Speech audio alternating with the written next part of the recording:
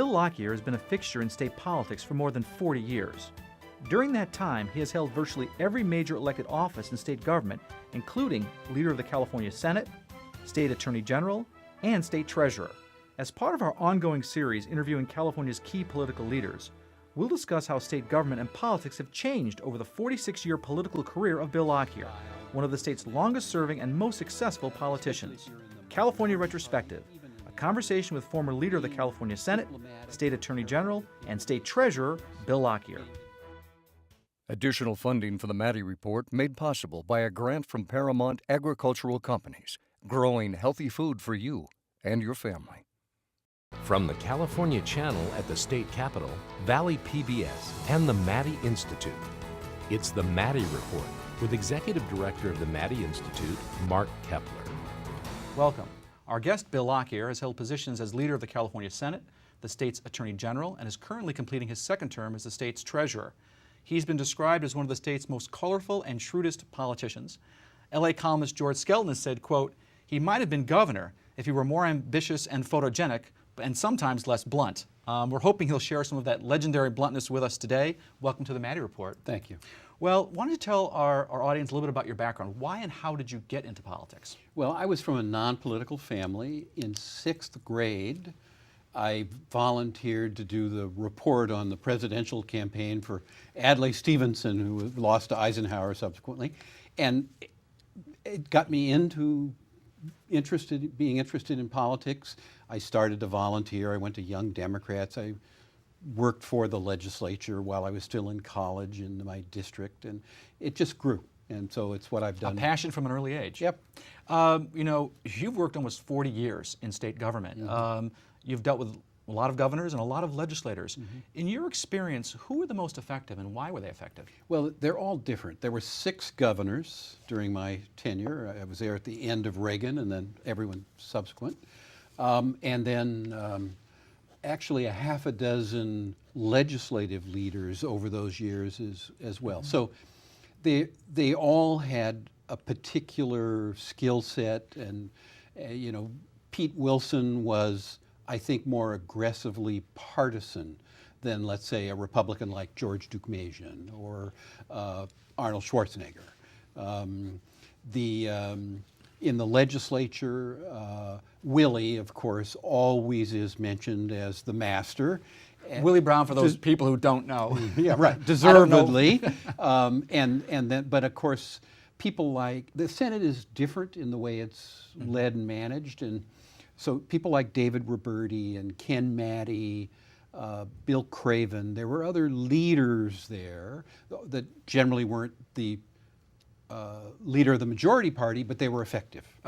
Why were they effective? Were they effective? Was it personal relationships, how they approached their job? Well, a lot of it is just style and personality, and especially if you're in the minority party, but even in the others, being diplomatic and careful with people makes a difference, and getting to know them and what their issues are, or what their districts are like. So depending on how much of a student you were of the place and the issues and the people, it make a difference. They said that Ken Maddy was he was very diplomatic. Yes. In his approach, and was successful as a result.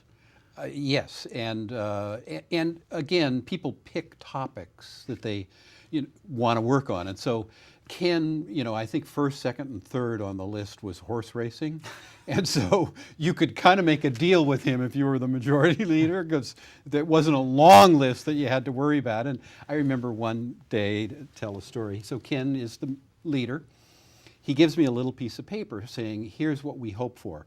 Bob Beverly would be Republican senator, vice chairman of a committee. So 4 months later, I give Ken the little list back, the piece of paper, and I said, okay, you got everything on this piece of paper. Here are the 8 things you got that you didn't ask for. So you better go take credit with your colleagues. Well, that kind of talks to the hyper-partisan nature, in today's environment. It seems like working out a compromise is almost, a dirty word. I mean, you saw what happened recently to Eric Cantor. Yeah, a lot of is this that a good reflects, thing or a bad thing for? Well, it's bad, but a lot of it reflects where voters are, and these legislators that we view as polar often are just reflective of the districts they come from, and that's the way housing patterns fall, and people re-tribalize and You're so saying on. that people are segregating themselves politically. Yes. Yeah. And so that's part of it, and some of it is the turnover with term limits. There's not mediative skills like there used to be, and so on. So when we come back, we're going to talk to Bill Lockyer about his 25 years as a legislator. What does he think needs to be done to improve the legislative process? That conversation in a moment. This is the Maddy Report.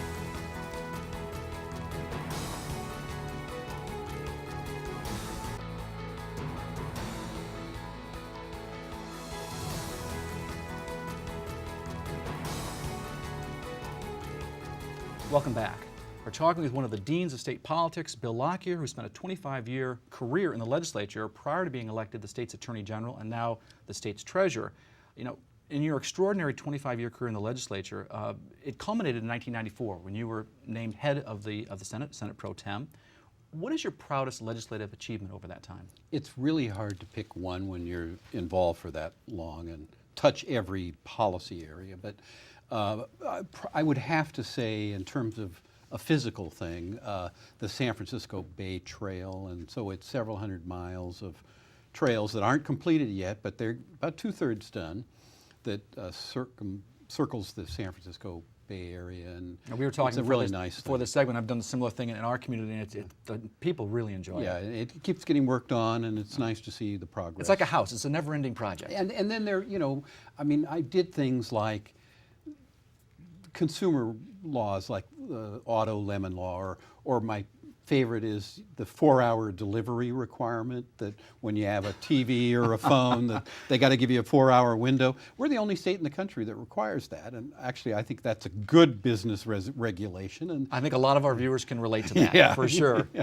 But let me ask you this, in retrospect, is there any law that you passed that you wish you hadn't? Oh, sure. And there probably are a number of them, but the one that always stands out, I wasn't involved in the architecture, but I was in the Senate when energy deregulation passed. And it was a flawed and very hurtful enactment to California business and consumers. And it was predicated on this theory of deregulation and competition would be good, and it turned out it didn't work. There were some backroom deals going on with Enron and others that kind of they changed some things. Yeah, they required the investor-owned utilities to sell off assets that were then purchased by people that ran them like a monopoly, and so it didn't work. And that part of it was federally regulated, couldn't be controlled by the state, so it was a mistake. In retrospect, is there anything you could have done to kind of anticipate that problem? No, I was pro tem at the time, so I was working on budget. That was going on at the same time. It was a scrap. And what I did is, on the conference committee that talked about it, appointed a Democrat, well, two, but Byron Scher was a law professor from Palo Alto, consumer, solar interested, the right values, and always said, if he's okay, if he says this is good product, I'm convinced. And he said it's terrific, and he was wrong. And professors that's what sometimes you are. do when you delegate power like that and hope for the right outcome. Well, let me ask you this. Do you think the state passes too many laws? Should there be a limit on the number of bills that the legislature can consider? Well, I wouldn't put a limit on the number in a sort of formalistic way. It would be good if the culture just insisted on, we'd like fewer, we'd like more thoughtful work to be done, we don't want this volume that we're seeing. Yes, we pass too many laws. A lot of it is just cleaning up what they didn't do adequately the first time. Some of that is because the first time maybe 20 people are thinking about it, and then it goes out in the world and 200,000 or more are thinking about it, and so you learn something you hadn't considered. But I wouldn't do a formal constraint, but informal ones would be good. What about sunset provisions in laws that, after a certain period of time, you got to reconsider whether they're still working or necessary? Well, sometimes it's good. There are certain, like tax breaks. You want it to be long enough to incent the behavior that you think you're encouraging, but not frozen into statute. But there would be other things. Let's take a federal example. Obamacare. it wouldn't make any sense to sunset that. If it's established, you may need to fix it, you may need to tinker There are with some it. people that may disagree with you on that, but... But I wouldn't sunset. So the answer is yes sometimes, no other times. What about legislative oversight? You know, they pass a law, then they Right. want to make sure it's working. Do you think it's gotten better or worse over time? It's inadequate, and it always has been, and still is. Period. Yeah. Is there any way to make it better? I mean, we've got term limits now. They're in for a longer period of time. Do you think that's going to help? You know, it wasn't being done well before term limits, and I think partly it's partly the nature of the legislature. They're not executive branch people by and large, and so they don't have that orientation and interest. It's not flashy. Right. It doesn't feed your next campaign to, you know, and so what they will do, and I think it's mostly destructive, is say, well, let's fire the director. There's a problem, and that doesn't fix systemic problems that need to be addressed. But politically, it works. Yeah. What about, you know, recently we're reading about these ethical violations that are occurring in the Senate. Is this just the personal failings of a few people, or is there something inherently wrong with the legislature or the legislative process? Well, it's personal failings, and it's the magnitude and necessity of raising lots of campaign money. And these are mostly circumstances where people are financing campaigns that make them do unethical things. And the ones that aren't breaking the law, in my view, are right on the edge of that because of the need to finance campaigns. So public financing is a big issue. Should there be public financing of campaigns? Should there be more transparency and disclosure? Well, transparency and disclosure, there's a lot now. You could expedite it so there would be more quick exposures. There's probably last-minute donations that come in. Well, the problem isn't the contributions to the candidate. We get those recorded, and there's a limit on how much they contribute. It's all the underground spending, the independent expenditures. You don't know who gave them the money. You don't know how they spent it until maybe, if ever, long after the campaign is over. That's a problem. Okay, well, up next, we're going to talk about going from being the top legislator, writing the laws, to being responsible for enforcing the laws as Attorney General and Treasurer. That conversation in a moment. This is the Maddy Report.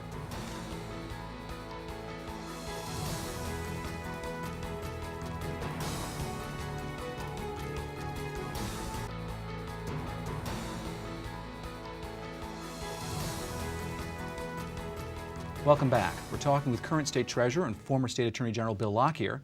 So after 25 years in the legislature, you're elected State Attorney General in 1998. What were your greatest challenges? Well, transferring to an executive agency role is different than being in the legislature. It's a different culture, a different skill set, and often legislators aren't good at it. I was lucky to have the right sort of success at it. But so in Attorney General, there are 1,200 lawyers, the largest law firm in the state of California, to manage. That's challenging. And they do every kind of law you can imagine. And so partly I was breathing into it more environmental and consumer and perspectives that had been ignored by my predecessor. Then there were a lot of infrastructure needs, like DNA labs that needed to get backlog addressed. And when you do that, you go from catching one criminal a year to catching 20 a day. It's good to do, but you got to work at it. So it's a different kind of hands-on experience. And you surround yourself with good people, as you were mentioning earlier. So you're termed out as the Attorney General. You've had a lot of experience with term limits. In 2006, you're elected State Treasurer, your current position, which ends this year. What are you most proud of as Treasurer, and anything you'd want to change? Well, there aren't a lot of things to change. My sort of disappointment there was I worked to try to get the legislature to authorize green building bonds, that is, to do energy efficiency in public buildings. The amount you save is enormous, both money and energy. And I could just never get that going, and that was a big frustration. Probably my biggest contribution is to making sure the professional staff is respected. They're allowed to pick among lots of competition for the deals that we make on bond issues with Wall Street. In the past, there was often a preferred Wall Street house. We don't do that. We make the best deal, we make them compete, and that's a good culture. And there's competition to it. Well, you know, the Attorney General and the State Treasurer are elected positions. Should they be? Should they be part of the governor's cabinet, like it's part of the president's cabinet at the national level? Yeah. It would be okay. There are states that have them appointed. I have seen circumstances. Let's say we go back to picking the Wall Street financier. If you're the governor, it's 1/10 of 1% of what you care about, and it might be a greater likelihood to make it a political decision. Well, these guys were helping in my campaign, therefore they're going to get the business. And it's more likely to get obscured, lost, and bad political decisions being made in that environment. But couldn't that also happen if you're running for state treasurer? They and someone can't gives contribute. You, they can't oh, they contribute. Can't. They're prohibited to contribute to the treasurer, but they can contribute to the governor. Okay. Yeah, So I don't think I can see where there's mischief one way and neutrality the other. Yeah, money. It always comes back to money. Yeah. Well, you know, California's got this plural executive branch where there's a dispersion of power across different offices. So we've got the governor making the state budget. You've got the state controller making sure the budget's spent properly and administers public employee pension funds. Right. Then you've got your position, the state treasurer, who sells California bonds and invests and manages the cash. And of course, then there's legislatures involved in the Right. process. So who does what? It's kind of confusing, I think, to the typical member of the public. Does this plural executive approach obscure accountability? No. And the reason is, first of all, most of the general public that you mentioned don't know who these people are or care much about what they do, so they're not holding anybody accountable other than... Those watching this show probably do that. They do. And the governor, they'll hold Gray Davis responsible for the energy bill that was written before he ever got elected. So there will be some accountability in some respects, but it's more there are 120 voices in the legislature that I think causes the confusion. It's supposed to.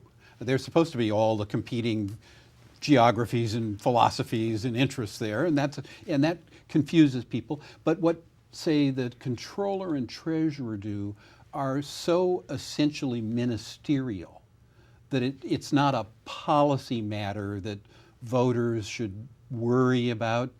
They're not watching which Wall Street firm did I do the last bond deal with. I mean, they probably don't know that we do that. But, so it's not an accountability issue. Now, there may be an efficiency, there may be the political issue that I raised with you if you consolidate before. It may be fewer elections for people to worry about, but it's not an accountability matter. Okay, well, up next we're going to talk about some of the reforms that our guest, Bill Lockyer, might think California government might want to consider to make it more responsive, representative, and effective. That conversation in a moment. This is the Maddy Report.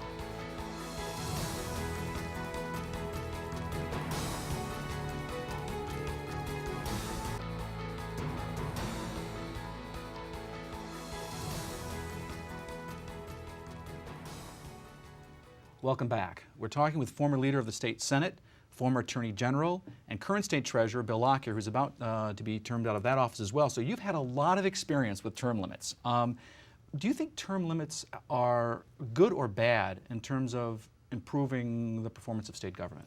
I understand the voters' cynicism about politics, and that feeds the limits sometimes. The bad side, I voted no, is there are some members that acquire an expertise in an area. The turnover has been so rapid that there really isn't that collection of policy gravitas that there used to be. Secondly, it amplifies campaign fundraising as you turn over seats. Third, it's more ideological. People come to the legislature full of "I'm correctness." It takes a while to realize there's a mediative need. You need to figure out how to make it work. It's the collection of all the people that want to see government respond to their concerns. If you do it right, they win sometimes.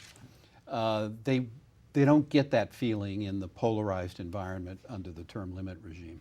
Yeah. You've seen also a move toward propositions in California. We seem to have a tremendous number of propositions. This move toward direct democracy, what impact does it have on the legislative process? Not very much. Once in a while someone said, well, if you don't pass something, we're going to go initiate. And typically people say, well, okay, you can do that. Mostly it's a tool of some special interest group now to couldn't get their way in the legislature, so they go to the ballot and spend money to try to pass something. It is a safety valve, and it can be good in that respect. We talked a little bit about money in politics, but there's been a lot of money going into propositions. Huge amounts. That a problem? Well, it is in the sense that you get these campaigns that are overly simplistic. The deep pockets finance the message. But don't you think the voters are sophisticated enough to it's an advertisement, I can see through that? Eventually, it affects their votes. So otherwise they wouldn't do it. When you see the campaign spending and how it affects opinion polls, it's having some impact. Let me ask you about kind of the change in the nature of the press. Now, newspapers have had their struggles. More and more people are looking to the internet for their information. What are the implications? And what are the implications for the press as a watchdog to make sure government is doing the right thing? Well, as the resources get thinner in newsrooms, they do less investigative reporting. So there tends to be a little more sensational cheap shots and less really in-depth reporting, and it's the nature of the business. I think we understand. Yeah, it seems like there's more channels to watch, but less to really see. Yeah. And they've got to grab your attention with something sensational. Yeah. That's interesting. I've had TV reporters say to me, "You're too cool." The producer said, "You got to get hot, or you're not going to have an audience." That's not good. Showmanship as opposed to statesmanship, I suppose. So what about getting people involved in the political process? We just recently had a primary, very low, record low voter turnout. Yeah. Why aren't Californians voting? I'm not sure. Part of it is a feeling that, gee, my vote doesn't matter. And that may be a function of size or the feeling that everything is run by big something, not me. So I don't know if people feel sort of less able to make a difference, or if it's just inattention, busyness with their lives, less value in citizenship. I'm not sure what caused it. Well, let me ask you this. We've only got a minute left or so in the segment. Okay. I wanted to ask this question. You've been in elective office for almost half a century, 46 years. Yeah. So if you could go back and talk to that person 46 years ago, what would you tell that person? Well, I would probably say, do it the way you did it, but do it with more diplomacy. You don't have to kind of be as muscular as I often was in the legislative role especially. But and before we close, I do want to say, the extraordinary thing about this system is it's the only one on the planet where everyone counts, where every voice matters. It's a wonderful idea, and I got to contribute to that. Well, I want to thank our State Treasurer, Bill Lockyer, for joining us. If you want to stay current with state and local politics, you can sign up for our free and award-winning e-newsletter, The Maddy Daily, by logging onto our website at maddyinstitute.org. And now, another perspective. 73-year-old Bill Lockyer, California State Treasurer, will term out after the November elections. After mulling a run for state controller, he says he is retiring from politics. He has been a big part of California's political scene since the early 70s, and his varied career reflects the realities of voter-approved term limits. Lockyer had the political bug. It was his life. Thus, he had to hopscotch from elected office to elected office. Early on, he was a liberal Democrat, authoring environmental and hate crimes legislation. As state attorney general, he expanded the state crime lab and use of DNA. This enabled cops to solve many cold case homicides. But he lost a big battle with the National Rifle Association to have all handgun ammunition marked with ID numbers. As state treasurer, he exposed school districts that were paying loan shark interest rates for funds to build new facilities. Those rates saddled districts with mountains of debt. Bill Lockyer wanted to be governor. He never got there, but he has left his mark on California. This is Bill McEwen for the Maddy Report. The views expressed in the Maddy Report are those of the individuals participating in the program and do not necessarily reflect those of the Maddy Institute, the California Channel, Casey, or Valley PBS. If you'd like to share your thoughts about the points and opinions shared in the Maddy Report, visit our website at valleypbs.org/Maddy. This is Mark Keppler for the Maddy Report. Thanks for joining us.